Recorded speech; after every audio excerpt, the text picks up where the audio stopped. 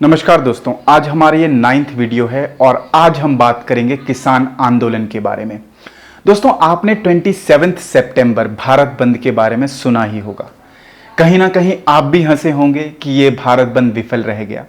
कहीं ना कहीं आपने भी शिकायत करी होगी ट्रैफिक जैम्स के बारे में। तो दोस्तों, आइए जानते हैं कुछ अदर एंगल्स इस किसान आंदोलन के बारे में। जानते हैं कि कैसे ये कृषि कानून जो है हमें और आपको नुकसान पहुंचाएगा, कैसे ये किसानों को नुकसान पहुंचा रहा है और सकता है। दोस्तों, जाते हैं लॉ नंबर 1 यानी कि जो कानून नंबर 1 है और उसका गवर्नमेंट का वर्जन अंग्रेजी में कुछ इस तरीके से है। दोस्तों, farmer produce trade and commerce promotion and facilitation act 2020 seeks to provide for the creation of an ecosystem where the farmers and traders enjoy the freedom of choice relating to sale and purchase of farmers' produce, which facilitates remunerative price through competitive alternative trading channels to promote efficient, transparent and barrier-free interstate and intrastate trades। तो दोस्तों, ये सुन के आपको बड़ा ही अच्छा लगा होगा। अंग्रेजी के ये जो शब्द थे ये कुछ काफी प्रगतिशील लगे होंगे आपको, मगर इनका सीधा साफ मतलब हिंदी में है कि किसान अपना फसल भारत के किसी भी कोने में किसी भी माध्यम से बेच सकता है। तो दोस्तों, यहां पर एक क्वेश्चन उठता है कि किसान को अपनी फसल कहीं पर भी बेचने की आजादी कब नहीं थी? वो तो शुरू से ही अपनी फसल इंडिया के किसी भी कोने में बेच सकते थे। और आप ये बताएं कि तमिलनाडु का किसान कर्नाटका में जाकर के अपनी फसल कब बेचा करते थे? दोस्तों, ट्रांसपोर्टेशन कॉस्ट नाम की भी कोई चीज होती है, यानी कि भले ही सरकार इस कानून को बड़ा ही फैंसी नाम दे दे, इस कानून का ऑन द ग्राउंड कोई अर्थ नहीं है, कोई मतलब नहीं है। It's a complete useless law that has been instated. तो दोस्तों, अब जानते हैं दूसरे कानून के बारे में। दूसरा कानून दोस्तों कुछ इस तरीके से है, the farmers empowerment and protection agreement of price assurance and farm services bill 2020। दोस्तों, कितना मधुर भाषा है ये। आपको यकीन हो गया होगा पक्का कि सरकार किसानों के लिए कितना कुछ कर रही है। और सरकार की माने तो दोस्तों, इस कानून के तहत किसान अब एग्री बिजनेस कंपनीज यानी कि जो अडानीज हैं या फिर जो कंपनियां एग्रीकल्चरल बेस्ड इनपुट्स खरीदती हैं, वो कंपनीज के साथ किसान अब डायरेक्ट डील्स कर सकेंगे और अपनी फसल सीधा साधा बेच सकेंगे और उनको बिचौलियों की जरूरत नहीं पड़ेगी। तो दोस्तों, अब बात करते हैं हम जो दूसरा वाला जो कानून है उसके बारे में थोड़ा डिटेल में, जो कि अभी हमने कुछ देर पहले आर्टिकुलेट किया था, the farmers empowerment and protection agreement. तो दोस्तों, अब इस कानून के तहत मैं आपको एक बात सीधे साधे बता दूं कि ये एपीएमसी यानी कि सरकारी मंडी पर सीधा साधा अटैक है। आप हमेशा दोस्तों एक बात याद रखें कि जो सौदा होता है वो बराबर का सौदा तभी होता है जब खरीदार और बेचने वाला दोनों ही या तो इक्वली स्ट्रांग हो या फिर दोनों इक्वली वीक हो। 85% ऑफ फार्मर्स दोस्तों, इस केस में 85% ऑफ द फार्मर्स वो हैं जिनके पास लेस देन 2 हेक्टेयर्स की जमीन है। और इसका मतलब यह होता है कि वो कोई बड़े किसान नहीं है। और इसका मतलब यह है कि जब वो प्राइवेट प्लेयर्स जैसे कि शक्ति भोग हो गया या फिर अडानी हो गया, उनके पास जाते हैं अपने फसल के बारे में बात कर रहे हैं, तो उन्हें शक्ति भोग या अडानी के टर्म्स और कंडीशंस को मानना होगा। वरना शक्ति भोग आटा वाला बोलेगा कि वो किसी और किसान के पास चला जाएगा और इस केस में जो है जो किसान जो डील कर रहा है उसके पास कोई और ऑप्शन नहीं बचेगा, उसको अपने जो है टर्म्स एंड कंडीशंस को गिव अप करना पड़ेगा और शक्ति भोग के टर्म्स एंड कंडीशंस को मानना पड़ेगा। तो यहां पर कहीं ना कहीं किसान जो है वो अपना एक बार्गेनिंग पावर खोता है। इसी के अंदर दोस्तों दूसरा पॉइंट यह है कि एपीएमसी यानी कि सरकारी मंडी में जो खरीदारों को तकरीबन 3 से 4% का टैक्स और कुछ सेस भी देना पड़ता है। अब आप ही सोचिए कि कोई बड़ी भी कंपनी वो सरकारी मंडी में जाकर के क्यों खरीदेगी, जब उसको टैक्स दे करके खरीदना है तो वो सीधे साधे जाकर के फार्मर्स को एक्सप्लॉइट करेंगे, वो सीधे साधे जाकर के फार्मर्स को बोलेंगे और वहां पर अपने मनमाने दाम पर चीजें खरीदेंगे। तो तीसरी बात, एपीएमसी और जो सरकारी मंडी है उसको मेंटेन और मैनेज करने के लिए पैसा खर्च होता है, और मुझे लगता है कि प्राइवेट कंपनीज कभी भी 3 से 4% टैक्स दे करके एपीएमसी यानी कि सरकारी मंडी में खरीदारी करने की गलती नहीं करेंगी। तो अगर एपीएमसी में खरीदार ही नहीं होगा तो किसान एपीएमसी में यानी कि सरकारी मंडी में बेचेगा किसको?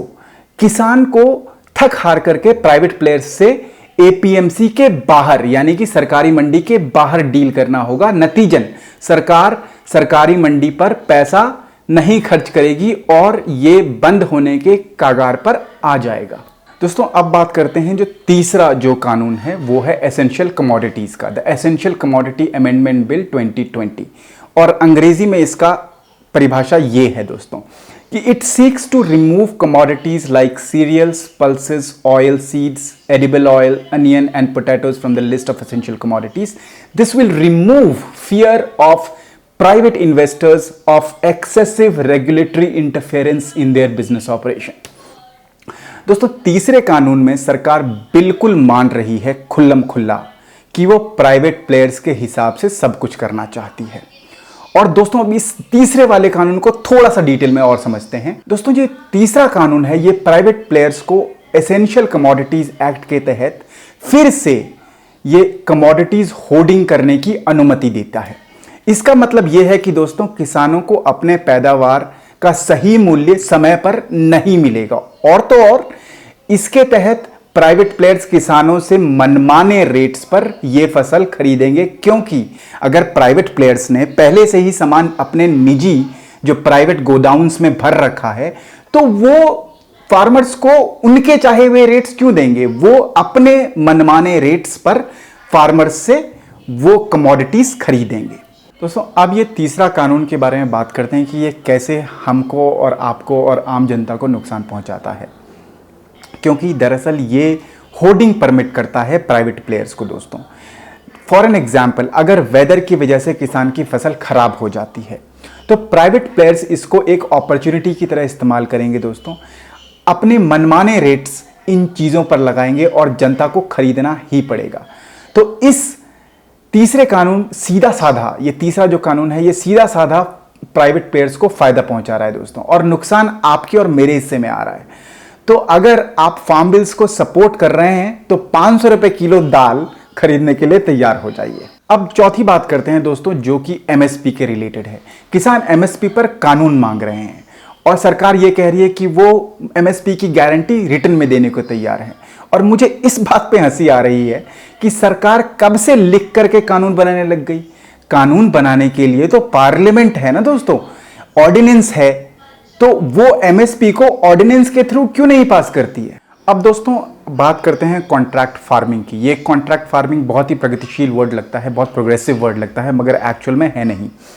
मैं आपको एक एग्जांपल देता हूं दोस्तों। अडानी एग्रीफ्रेश लिमिटेड ने हाल ही में हिमाचल में 12 रुपए से 72 रुपए पर केजी एप्पल्स खरीदने का प्रपोजल रखा और थक हार के किसानों को जो है सरकारी मंडी में जाना पड़ा। सरकारी मंडी में तकरीबन उन्हीं एप्पल्स का रेट 2000 पर बॉक्स था, यानी कि 200 रुपए पर केजी एप्पल। तो आप समझ सकते हैं 72 और 200 में कितना फर्क है दोस्तों। दरअसल ये है एपीएमसी के होने के फायदा किसानों के लिए। इसका यह मतलब है दोस्तों कि जो किसान पहले से ही अपना फसल का उचित मूल्य नहीं पा रहे हैं, उसे और रेट कम मिले तो वो खेती नहीं कर पाएगा और किसी और व्यवसाय की तरफ चला जाएगा दोस्तों। अब बात करते हैं इन लॉज जो है अगर ये इनैक्ट हो जाते हैं और ये कभी जो है नहीं सरकार द्वारा वापस लिए जाते हैं तो इसका मतलब ये होगा कि ऑब्वियसली किसान डिमोटिवेट हो जाएगा। और अगर किसान डिमोटिवेट होगा तो वो किसानी यानी कि जो एग्रीकल्चर खेती है उसको छोड़ देगा।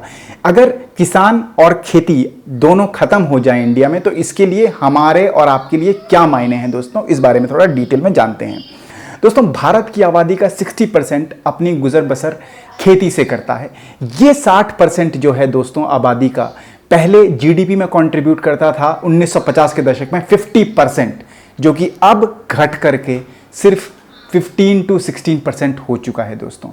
सर्वेज की माने तो तकरीबन रोज 2000 किसान जो है अपना किसानी यानी कि खेती का व्यवसाय है वो छोड़ देते हैं।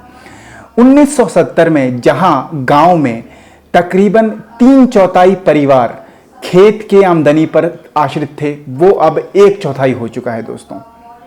ज्यादातर किसान अनस्किल्ड और इलिटरेट हैं, जिसका मतलब अगर किसानी बंद हो गई तो उनके पास जीने के लिए कोई और चारा नहीं है। अगर दोस्तों किसान खेती करना बिल्कुल ही बंद कर देता है तो इससे क्या जो है नुकसान होगा। पहला होगा एग्रीकल्चरल इन्फ्लेशन दोस्तों। अनाज के रेट जो है बेतहाशा बढ़ जाएंगे दोस्तों, और वो दिन दूर नहीं जब 500 रुपए केजी टमाटर खरीदना पड़ेगा नॉर्मल जो पब्लिक को। फूड इनसिक्योरिटी दोस्तों, अनाज के स्टॉक जो सरकार के पास है वो मैक्सिमम 3 से 4 महीने चलेगी, उसके बाद गरीबों को जो है अनाज मिलना बंद हो जाएगा। तीसरा दोस्तों माल न्यूट्रिशन यानी कि कुपोषण बढ़ेगा दोस्तों। चौथा सिविल वॉर, गरीब लोगों के पास जब परचेसिंग पावर, जब पैसा ही नहीं रहेगा तो वो क्राइम की तरफ बढ़ेंगे और लॉ एंड ऑर्डर की बहुत बड़ी प्रॉब्लम देश में क्रिएट हो जाएगी। तो चौथा प्रॉब्लम जीडीपी का आएगा, डिक्रीज इन जीडीपी। एग्रीकल्चर के नहीं होने की वजह से एग्रो बेस्ड मैन्युफैक्चरिंग जो इंडस्ट्रीज हैं वो बंद हो जाएंगी और जीडीपी कहीं ना कहीं गिरेगी। इनफैक्ट पूरी की पूरी अर्थव्यवस्था दोस्तों चरमरा जाएगी। इंक्रीज इन फूड इंपोर्ट, ये 5वां रीजन है दोस्तों। करंट अगर सरकार जो है बाहर से इंपोर्ट करती है तो उसका करंट अकाउंट डेफिसिट बढ़ेगा, क्योंकि इंपोर्ट एक्सपोर्ट से ज्यादा बढ़ जाएगा। और जहां तक खाना इंपोर्ट करने की बात है दोस्तों, तो मैं आपको एक बात और बता दूं कि ये जो एग्रेरियन क्राइसिस है ये सिर्फ इंडिया में नहीं है। एग्रीकल्चरल जो खत्म होना एज अ व्यवसाय, एज अ प्रोफेशन, ये सिर्फ इंडिया में नहीं है, ये अक्रॉस द वर्ल्ड हो रहा है दोस्तों। इंडिया की तरह दोस्तों पूरे वर्ल्ड में किसान खेती छोड़ रहे हैं। जैसे कि जापान में एक अभी रीसेंट प्रेडिक्शन आई है कि अगले 6 से 8 साल तक तकरीबन 40% किसान खेती छोड़ देंगे। जापान गवर्नमेंट इसके बारे में बहुत सीरियस है और इसके लिए बहुत स्ट्रांग मेजर्स ले रही है कि कैसे जो दोबारा जो एग्रीकल्चरिस्ट हैं या फिर जो फार्मर्स हैं उनको दोबारा उत्साहित किया जाए खेती के लिए। तो दोस्तों आज का जो ये वीडियो है मैसेज और कंटेंट पर्सपेक्टिव से ये यहीं पर ख़त्म होता है, मगर जाने से पहले मैं आपको एक बात बहुत इंपॉर्टेंटली बताना चाहता हूं कि आपके अपने अपने मत होंगे और कभी कभार आपके लिए ये तय करना मुश्किल हो जाता होगा कि सही कौन है और गलत कौन है। और सही और गलत में मेरा कहने का मतलब है कि सरकार गलत है या सही है, या फिर किसान गलत है या सही है। तो सिर्फ एक बात याद रखिएगा कि ये लोकतंत्र है, लोगों का देश है, तो सरकार और किसानों में जो भी साइड दूसरे साइड को बुली कर रहा है वो गलत है। आप एक बात अच्छी तरह से समझिए दोस्तों कि दिल्ली में सरकार है और किसान सरकार से बात करना चाह रहा है और सरकार किसानों को दिल्ली में आने नहीं दे रही है। तो किसान क्या करें, उन्हें जहां जगह मिली वो वहीं पर बैठ गए। अब आप कहेंगे कि सरकार ने तकरीबन 11 बार किसानों से बात करने की कोशिश की और बिल में संशोधन या फिर अमेंडमेंट करने के लिए राजी हो गई। तो मैं आपसे यह कहना चाहूंगा दोस्तों कि अगर लॉ ही फ्लॉड है, अगर लॉ में ही फैक्चुअल इन प्रिंसिपल गलतियां हैं, तो उसमें सरकार क्या संशोधन करेगी, क्या अमेंडमेंट्स करेगी। दोस्तों ये आजादी के बाद का सबसे बड़ा और सबसे लंबा जन सत्याग्रह है। महात्मा गांधी की रिस्पेक्ट करना अलग बात है और उनके उसूलों पर चलना बिल्कुल अलग। 1 साल का डिटरमिन्ड और पीसफुल प्रोटेस्ट के लिए मैं किसानों को सैल्यूट करना चाहता हूं। अब दोस्तों कुछ लोग ये भी कहते हैं कि अगर ये 10 महीने से प्रोटेस्ट कर रहे हैं तो खेती कब करते हैं। तो ये जो कहता है दोस्तों उनको शायद ये नहीं पता कि ये बहुत ही वेल ऑर्गेनाइज्ड प्रोटेस्ट है, जहां पर उदाहरण के तौर पर एक गांव तकरीबन 30 किसानों को, और वो 30 के आ जाने पर जो है गांव है फिर दूसरे 30 किसान को भेजता है और ये इस तरीके से शिफ्ट मॉडल में काम करते हैं। कटाई बुआई के वक्त घर के जो बुजुर्ग हैं वो प्रोटेस्ट में आ जाते हैं और इस तरीके से जो है प्रोटेस्टर्स जो किसान हैं वो मैनेज कर रहे हैं अपना। बाकी दोस्तों सबकी अपनी राय है, इसके लिए धन्यवाद। कुछ कमी रह गई हो तो जरूर बताइएगा। Thank you so much. और अगर आपने सब्सक्राइब नहीं किया है तो please subscribe my channel. Thank you so much.